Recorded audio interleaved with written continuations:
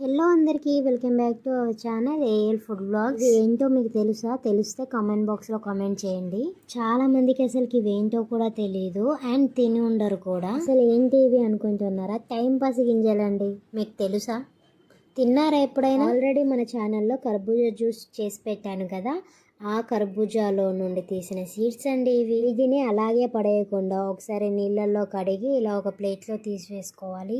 ఇలా కర్బూజా గింజలన్నిటిని ఒక ప్లేట్లో వేసేసుకున్నాక 1-2 డేస్ ఎండలో ఎండబెట్టండి. 2 డేస్ తర్వాత బాగా ఎండలో ఎండిపోయాక తీసేసుకోవాలి. అసలు వీటికి టైం పాస్ గింజలని పేరెందుకు పెట్టారో తెలుసా? మనం ఎప్పుడైనా ఖాళీగా ఉన్నప్పుడు టైం పాస్ కావట్లేదని అంటాం కదా, అప్పుడు ఈ గింజల్ని తీసుకొని తింటుంటే అసలు టైమే తెలియదు. అందుకే టైం పాస్ గింజలు అంటారు.